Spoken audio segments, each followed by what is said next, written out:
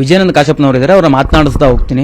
Sir, ಪ್ರಮುಖವಾಗಿ ಯತ್ನಾಳ್ ಅವರು ಬಸವಣ್ಣನವರ ಕುರಿತಾಗಿ ಒಂದು ಹೇಳಿಕೆಯನ್ನು ಕೊಟ್ಟಿದ್ದಾರೆ. ಆ ಹೇಳಿಕೆಯನ್ನು ತಾವು ಯಾವ ರೀತಿಯಾಗಿ ಖಂಡಿಸ್ತೀರಿ, ಯಾವ ರೀತಿಯಾಗಿ ಅದು ನೋಡ್ತೀರಿ ಅಂತ? ಬಸವಣ್ಣ ಅನುಯಾಯಿಗಳಿಗೆ ಅತ್ಯಂತ ನೋವದಾಯಕ ವಿಷಯ. ಯಾಕಂದರೆ ಬಸವಣ್ಣನವರ ಬಗ್ಗೆ ಕೀಳುವಾಗಿ, ಅಸಹ್ಯವಾಗಿ, ಅವ್ರು ಹೇಡಿ ಅನ್ನೋ ರೀತಿಯಲ್ಲಿ ಇವತ್ತು ಮಾತಾಡಿದ್ದು ನಾನು ಖಂಡಿಸ್ತೇನೆ. ಇದು ಬಹಳಷ್ಟು ನಮ್ಮ ಬಸವ ಅನುಯಾಯಿಗಳಿಗೆ ಬಹಳಷ್ಟು ನೋವನ್ನು ತಂದಿದೆ.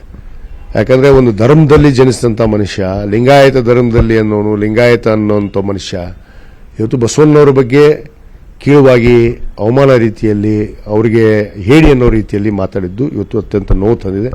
ಇದನ್ನು ನಿಲ್ಲಿಸದೇ ಇದ್ದರೆ ಖಂಡಿತವಾಗಿ ನಾವು ಬಸವ ಅನುಯಾಯಿಗಳಾದಂಥವ್ರು, ಬಸವಣ್ಣನವರ ಧರ್ಮದಲ್ಲಿ ಜನಿಸಿದಂಥವ್ರು, ನಂಬಿದಂಥವ್ರು ಇವರಿಗೆ ತಕ್ಕ ಪಾಠವನ್ನು ಕಲಿಸಬೇಕಾಗತ್ತೆ. ಸರ್, ಯಾವ ರೀತಿ ಇರುತ್ತೆ ಅಂದರೆ ಹೋರಾಟಗಳೇನಾದರೂ ಮಾಡ್ತೀರಾ, ಹೇಗೆ ಅಂತ? ಖಂಡಿತವಾಗಿ ಸಮಯ ಬಂದರೆ ನಾವು ಹೋರಾಟವನ್ನು ಮಾಡಬೇಕಾಗತ್ತೆ. ಯಾಕಂದರೆ ಇವ್ರು ಮಾತೆತ್ತರೆ ಎಲ್ಲ ಧರ್ಮದ ಬಗ್ಗೆಯೂ ಮಾತಾಡುವಂಥದ್ದು. ಯಾರು ಸ್ವಾತಂತ್ರ್ಯ ಹೋರಾಟಗಾರರಾಗಿರ್ಬೋದು, ಯುಗ ಪುರುಷರಾಗಿರ್ಬೋದು, ಮಹಾಪುರುಷರಾಗಿರ್ಬೋದು, ಅವ್ರ ಬಗ್ಗೆ ಸಹಜವಾಗಿ ಇವ್ರು ಏನು ಅನ್ಕೊಂಡ್ಬಿಟ್ಟಿದ್ದಾರೆ, ಲೋಕಾರೂಢಿಯಲ್ಲಿ ನಾನು ಏನು ಮಾತಾಡಿದ್ರು ನಡೆಯುತ್ತೆ ಅಂತ. ಅದೇ ಸೂರ್ಯನಿಗೆ ಉಗುಳಿದ್ರು ಕೂಡ ಇವರಿಗೆ ಗೊತ್ತಿಲ್ಲ, ಸೂರ್ಯನಿಗೆ ಉಗುಳಿದ್ರೆ ಮಕ್ಕಕ್ಕೆ ಹೊಳೆ ಬಂದು ಉಗುಳು ಬೀಳುತ್ತೆ ಅನ್ನೋದು. ಇವರು ಅದನ್ನೇ ಮಾಡ್ತಾ ಇದ್ದಾರೆ. ಅದಕ್ಕೆ ಜನ ಒಂದು ದಿವಸ ಇದಕ್ಕೆ ಉಗುಳುವಂಥ ಪರಿಸ್ಥಿತಿ ಬಂದೇ ಬರುತ್ತೆ. ಅದು ಬರೋ ಮುಂಚೆನೆ ಇವರು ಎಚ್ಚೆತ್ತುಕೊಳ್ಳೋದು ಸರಿ ಅಂತ ನಾನು ಹೇಳಕ್ಕೆ ಇಚ್ಛೆಪಡ್ತೀನಿ. ಜೊತೆಗೆ ಈಗ ಮೀಸಲಾತಿ ವಿಚಾರವಾಗಿ 2A ಮೀಸಲಾತಿಗಾಗಿ ತಾವು ಸಾಕಷ್ಟು ಹೋರಾಟಗಳನ್ನು ಮಾಡಿದ್ರಿ, ಎಲ್ಲ ಒಗ್ಗಟ್ಟಾಗಿ ಹೋರಾಟವನ್ನು ಮಾಡಿದ್ರಿ. ಆದರೆ ಈಗ ಸ್ವಾಮೀಜಿಗಳ ಜೊತೆಗೆ ತಮ್ಮದು ವೈರುಧ್ಯ ಇದ್ದಂತೆ ಕಾಣ್ತಾ ಇದೆ. ಡಿಫರೆನ್ಸ್ ಹೇಗೆ ಬಂತು ಅಂತ? ನೋಡಿ, ಒಂದು ಪಕ್ಷಾತೀತವಾದ ಹೋರಾಟ ಇತ್ತು ನಮ್ಮದು 2.5 ವರ್ಷಗಳ ಕಾಲ. ಏನೋ ಒಂದು ಭರವಸೆಯಲ್ಲಿದ್ವಿ. ಯಾಕಂದರೆ ಒಬ್ಬರು ಸದನದಲ್ಲೇ ಮುಖ್ಯಮಂತ್ರಿಗಳು ಮಾತು ಕೊಟ್ಟಿದ್ರು, ಒಬ್ಬರು ತಾಯಿ ಮೇಲೆ ಆನೆ ಮಾಡಿ ಮಾತು ಕೊಟ್ಟಿದ್ರು. ನಾವೆಲ್ಲೋ ಒಂದು ವಿಶ್ವಾಸದಲ್ಲಿದ್ವಿ. ಆದರೆ ನಮಗೆ ಕೊನೆಗೆ ಸಿಕ್ಕಿದ್ದೇನು?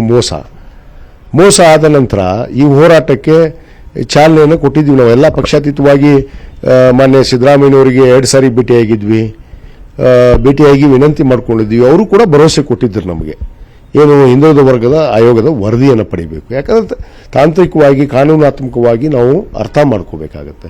ಒಂದು ಪೂರ್ಣ ಪ್ರಮಾಣ ವರದಿ ಇರಲಾರದೆ ಯಾವುದೇ ಮೀಸಲಾತಿಯನ್ನು ಸರ್ಕಾರ ನಿರ್ಧಾರ ಮಾಡೋಕ್ಕಾಗೋದಿಲ್ಲ. ಹಿಂದೆ ಬಸವರಾಜ ಬೊಮ್ಮಾಯಿ ಅವರು ಮಧ್ಯಂತರ ವರದಿಯನ್ನು ಪಡೆದು ಅದನ್ನು ಮೀಸಲಾತಿಯನ್ನು ಕೊಡುವಂಥ ಕೆಲಸ ಮಾಡಿದರು. ಅದು ನಿಲ್ಲಿಲ್ಲ. ಸರ್ವೋಚ್ಚ ನ್ಯಾಯಾಲಯದಲ್ಲಿ ತಡೆಯಾಜ್ಞೆ ಆಯಿತು. ಇವತ್ತಿಗಿನ ಮೀಸಲಾತಿ ಸಿಗಲಿಲ್ಲ. ನಾವು ಕೇಳಿದ್ದು 2Aಗೆ 15% ಮೀಸಲಾತಿ ಸಿಗುತ್ತೆ. ಏನು 50% ಸಂವಿಧಾನ ಕೊಡುವಂಥ ಒಂದು ಅಡಿಯಲ್ಲಿ ನಮಗೆ 15% ಬೇಕು ಅಂತ ನಾವು ಪಟ್ಟ ನೀಡಿದ್ವಿ. ಇವರು ಚುನಾವಣೆಯ ಒಂದು ತಂತ್ರವನ್ನು ಉಪಯೋಗಿಸಿ 2D 2C ಮಾಡಿ ಕೇವಲ 2%, ನಾವು 3Bದಲ್ಲಿದ್ದೀವಿ, ಅದಕ್ಕೆ 2% ಏರಿಸಿ ಏನು ಮೀಸಲಾತಿಯನ್ನು ಕೊಟ್ಟಿದ್ರು, ಅದನ್ನು ನಾವು ತಿರಸ್ಕಾರ ಮಾಡಿದ್ವಿ. ಯಾಕಂದರೆ ನಮಗೆ ಅದು ಬೇಡ, 2% ಕೇವಲ ಬೇಡ ಅಂತ ನಾವು ತಿರಸ್ಕಾರ ಮಾಡಿದ್ವಿ. ಇದೇ ಬಸವನಗೌಡ ಪಾಟೀಲ್ ಅವರೇ ಒಪ್ಪಿಕೊಂಡಿದ್ರು ಅವ್ರ ಸರ್ಕಾರದ. ಆದರೆ ಆ ನಿಲುವು ಏನು, ಹಿಂದೆ ನಮ್ಮದು ಒಂದು ನಿಲುವಿತ್ತು, ಒಂದು ಹೋರಾಟದ ಶಕ್ತಿ ಇತ್ತು, ಪಕ್ಷಾತೀತ ಅನ್ನೋದಿತ್ತು. ಆ ಪಕ್ಷಾತೀತ ಉಳಿಲಾರದು. ಇವತ್ತು ಇವರು ಪಕ್ಷದ ಸೀಮಿತವಾಗಿ ಹೋರಾಟವನ್ನು ಕೇವಲ ಒಂದು ಬಸವನಗೌಡ ಪಾಟೀಲ್ ಯತ್ನಾಳವನ್ನು ಇಟ್ಕೊಂಡು ಪೂಜ್ಯರು ಹೊರಟಿದ್ದಾರೆ. ಇವತ್ತು ಮಾತೆತ್ತಿರ ಬಸವನಗೌಡ ಪಾಟೀಲ್ ಯತ್ನಾಳ್ ಅವರೊಬ್ಬರೇ ಹೋರಾಟ ಮಾಡಿದ್ರು. ಮಾತೆತ್ತಿರ ಅವ್ರ ಹೆಸರೇ ತಗೊಳ್ಳೋದು, ಮಾತೆತ್ತಿರ ಅವ್ರದ್ದೇ ಮಾತಾಡೋದು. ಅದಕ್ಕೆ ನಮ್ಮ ನಿಲುವನ್ನು ನಾವು ಸ್ಪಷ್ಟಪಡಿಸಿದ್ದೀವಿ. ನಮ್ಮ ಹೋರಾಟ ನಿರಂತರವಾಗಿದ್ದು ನಾವು ಮೀಸಲಾತಿಯನ್ನು ಪಡಿಬೇಕು ಅನ್ನೋದು ವಿಚಾರವನ್ನು ನಾವು ಇಟ್ಕೊಂಡು ಹೊರಟದವರು, ಸಮಾಜ ಸಂಘಟನೆ ಮಾಡಿದವರು, ಸಮಾಜ ಕಟ್ಟಿದವರು. ನಮಗೆ ಗೊತ್ತಿದೆ. ಇವ್ರ ಕಡೆ ಹೇಳಿಸ್ಕೊಳ್ಳೋಷ್ಟು ದಡ್ರು ಅಲ್ಲ. ನಾವು ಮಾನ್ಯ ಮುಖ್ಯಮಂತ್ರಿಗಳ ಹತ್ರ ನೀವೇ ಹೋಗ್ತೀವಿ, ಮಾತಾಡ್ತೀವಿ, ಬೇಗ ವರದಿಯನ್ನು ಪಡಿಸ್ತೀವಿ. ವರದಿಯನ್ನು ಪಡೆದು ಮೀಸಲಾತಿಯನ್ನು ಘೋಷಣೆ ಮಾಡುವಂಥ ಕೆಲಸ ಮಾಡ್ತೀವಿ. ಜಯಮೃತ್ಯುಂಜಯ ಸ್ವಾಮೀಜಿ ಅವರು ಹೇಳ್ತಿರುವಂಥದ್ದು, ಪದೇ ಹೇಳ್ತಿರುವಂಥದ್ದು, ನಿಮ್ಮನ್ನು ಸೇರಿದಂತೆ ಸಮುದಾಯದ ಮುಖಂಡರುಗಳು ಚುನಾವಣೆ ಪೂರ್ವದಲ್ಲಿದ್ದಂಥ ಆಸಕ್ತಿಯನ್ನು ಮೀಸಲಾತಿ ವಿಚಾರದಲ್ಲಿ ಸರ್ಕಾರ ಬಂದ ನಂತರದಲ್ಲಿ, ಅವರು ಗೆದ್ದ ನಂತರದಲ್ಲಿ ವಹಿಸಿಕೊಳ್ತಾ ಇಲ್ಲ, ಅವ್ರು ಯಾರು ಕೂಡ ಮುಂದೆ ಬರ್ತಾ ಇಲ್ಲ, ಸಿಎಂನ ಕೇಳ್ತಾ ಇಲ್ಲ ಅನ್ನುವಂಥ ಮಾತನ್ನು ಹೇಳ್ತಾ ಇದ್ದಾರೆ. ನೋಡ್ರಿ, ಇವತ್ತು ನಾವು ಚುನಾವಣೆ ಮಾಡ್ತಾ ಇಲ್ಲ. ಕಳೆದ 50 ವರ್ಷದಿಂದ ನಮ್ಮ ಮನೆತನ ರಾಜಕೀಯ ಕುಟುಂಬ ಏನು ಇವತ್ತು ಚುನಾವಣೆಗೋಸ್ಕರ ನಾವು ಹೋರಾಟಕ್ಕೆ ಇಳಿದೀವಾ? ಇವತ್ತೇ ಚುನಾವಣೆ ಮಾಡಿದೀವಿ ನಾವು ನಮ್ಮ ಮನೆತನದಲ್ಲಿ?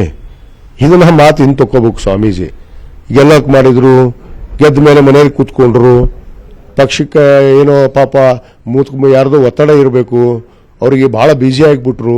ಇವೆಲ್ಲ ಸುಮ್ಮನೆ ನೆಪ. ಬಸವನಗೌಡ ಪಾಟೀಲ್ ಯತ್ನಾಳ್ ಬಿಟ್ಟು ಪಕ್ಷಾತೀತವಾದ ಹೋರಾಟವನ್ನು ಮಾಡ್ರಿ, ನಾವೆಲ್ಲರೂ ಬರ್ತೀವಿ. ಬಸವನಗೌಡ ಪಾಟೀಲ್ ವ್ಯವಹಾರ ಮಾಡಿದ್ರೆ ಅವನು ವೈಯಕ್ತಿಕವಾಗಿ ಸರ್ಕಾರಕ್ಕೆ ಇವರು ಖಂಡನೆ ಮಾಡುವಂಥದ್ದು, ಒಂದು ವಕಫ್ ಬೋರ್ಡಿನ ವಿರುದ್ಧ ಹೋಗಿ ಇವರು ಒಂದು ಪಕ್ಷದ ಬ್ಯಾನರ್ ಅಡಿಯಲ್ಲಿ ಹೋಗಿ ಕುಂದ್ರುವಂಥದ್ದು, ಇದು ಯಾರು ಪರ್ಮಿಷನ್ ಕೊಟ್ಟರು ಇವ್ರಿಗೆ? ಏನು ಸಮಾಜ ಕೊಡ್ತಾ?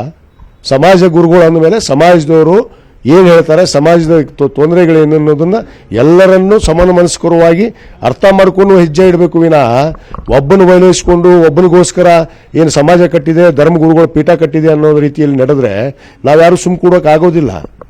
ಯಾಕಂದ್ರೆ ಸಮಾಜ ಕಟ್ಟಿದಂಥವ್ರು ನಾವು, ಸಮಾಜ ಉಳಿಬೇಕು, ಸಮಾಜಕ್ಕೆ ನ್ಯಾಯ ಕೊಡಿಸ್ಬೇಕು ಅಂತ ಹೊಂಟಂಥವ್ರು. ಇವರು ಒಬ್ಬ ವ್ಯಕ್ತಿಯನ್ನು ಕಟ್ಟಿಕೊಂಡು ಹೊಟ್ಟಿದಾರಲ್ಲ, ಅದಕ್ಕೆ ಅದು ಪಕ್ಷ ಆಧಾರಿತವಾದ ಹೋರಾಟ, ಅದಕ್ಕೆ ನಾವು ಭಾಗವಹಿಸೋದಿಲ್ಲ ಅಂತ ಹೇಳಿದ್ದೀವಿ. ಬೆಳಗಾವಿ ಅಧಿವೇಶನದ ವೇಳೆ ಟ್ರ್ಯಾಕ್ಟರ್ ರ್ಯಾಲಿ ಮಾಡೋದಕ್ಕೆ ಈಗಾಗಲೇ ಸ್ವಾಮೀಜಿಗಳು ಕರೆ ಕೊಟ್ಟಿದ್ದಾರೆ, ತಾವು ಭಾಗವಹಿಸ್ತೀರಾ? ಇಲ್ಲ, ನಾನು ಭಾಗವಹಿಸೋದಿಲ್ಲ. ನಮ್ಮ ನಿಲುವು ಬಹಳ ಸ್ಪಷ್ಟವಾಗಿದೆ. ಮೀಸಲಾತಿಯನ್ನು ಪಡೆಯೋದಕ್ಕೆ ನಾವು ಮುಖ್ಯಮಂತ್ರಿಗಳ ಜೊತೆಗೆ ಹೋಗ್ತೀವಿ.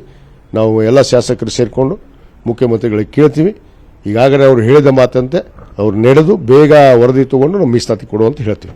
ಕೊನೆಯ ಪ್ರಶ್ನೆ, ಕ್ಯಾಬಿನೆಟ್ ರೀಶಫಲ್ ಆದರೆ, ಕೆಪಿಸಿಸಿ ಅಧ್ಯಕ್ಷರು ಬದಲಾವಣೆ ಆದರೆ ತಾವು ತಮ್ಮ ಸಮುದಾಯಕ್ಕೆ ಏನಾದರೂ ಬೇಡಿಕೆ ಇಟ್ಟಿದ್ದಾರೆ ಹೈಕಮಾಂಡ್ ಮುಂದೆ, ಅಥವಾ ತಾವು ಸಚಿವ ಸ್ಥಾನದ ಆಕಾಂಕ್ಷಿಯ? ನೋಡಿ, ನಾನು ಸಚಿವ ಆಗೋದಕ್ಕೆ ಆಕಾಂಕ್ಷಿ. ಬೇರೆ ವಿಚಾರ ಅದು ಪಕ್ಷ ನಿರ್ಧಾರ ಮಾಡುತ್ತೆ. ಕೆಪಿಸಿ ಅಧ್ಯಕ್ಷರ ವಿಚಾರವಾಗಲಿ, ಮುಖ್ಯಮಂತ್ರಿಗಳ ವಿಚಾರ ಆಗಲಿ ಪಕ್ಷ ನಿರ್ಧಾರ ಮಾಡುತ್ತೆ. ನಾನೊಬ್ಬ ಆಕಾಂಕ್ಷಿ ಅಷ್ಟೇ. ಇದಿಷ್ಟು ವಿಜಯಾನಂದ ಕ್ಯಾಶಪ್ನವರು ಹೇಳ್ತಾ ಇರುವಂತಹ ಮಾತು. ಬಸವಣ್ಣನವರ ಕುರಿತಾಗಿ ಯತ್ನಾಳ್ ಅವರು ಯಾವುದೇ ಕಾರಣಕ್ಕೂ ನಾಲಿಗೆನ ಹರಿಬಿಡಬಾರದು ಅನ್ನುವಂಥ ಎಚ್ಚರಿಕೆಯನ್ನು ಕೊಡ್ತಾ, ಜೊತೆಗೆ ಏನು ಈ ಒಂದು ಮೀಸಲಾತಿ ಹೋರಾಟದಲ್ಲಿ ತಾವೆಲ್ಲರೂ ಕೂಡ ಒಗ್ಗಟ್ಟಾಗಿ ಮುಂದುವರಿಬೇಕು, ಜೊತೆಗೆ ಸ್ವಾಮೀಜಿಯವರು ಕೇವಲ ಯತ್ನಾಳ್ ಅವರನ್ನ ಮಾತ್ರ ಕೇಂದ್ರೀಕೃತವಾಗಿ ಹೋರಾಟವನ್ನು ಮಾಡಬಾರದು ಅನ್ನುವಂಥ ಒಂದು ಮನವಿಯನ್ನು ಕೂಡ ಮಾಡ್ಕೊಳ್ತಾ ಇರುವಂಥದ್ದು. ಕ್ಯಾಮರಾ ಪರ್ಸನ್ ಯೋಗೇಶ್ವರ್ ಜೊತೆ ಕಾರ್ತಿಕ್, ನ್ಯೂಸ್ 18 ಬೆಂಗಳೂರು. ಕನ್ನಡಿಗರ ನೆಚ್ಚಿನ ನ್ಯೂಸ್ 18 ಕನ್ನಡ ಈಗ ವಾಟ್ಸ್ಆಪ್ನಲ್ಲೂ ಲಭ್ಯ. ಕರ್ನಾಟಕ, ದೇಶ ವಿದೇಶಗಳ 360 ಡಿಗ್ರಿ ಸುದ್ದಿಯ ವಿವರಗಳನ್ನ ನಿಮ್ಮ ಕೈ ಬೆರಳುಗಳಲ್ಲೇ ಪಡಿಲಿಕ್ಕೆ ಈ QR ಕೋಡ್ ಅನ್ನ ಸ್ಕ್ಯಾನ್ ಮಾಡಿ, ನಮ್ಮ ಚಾನಲ್ ಫಾಲೋ ಮಾಡಿ, ನೋಟಿಫಿಕೇಶನ್ ಆನ್ ಮಾಡಿ.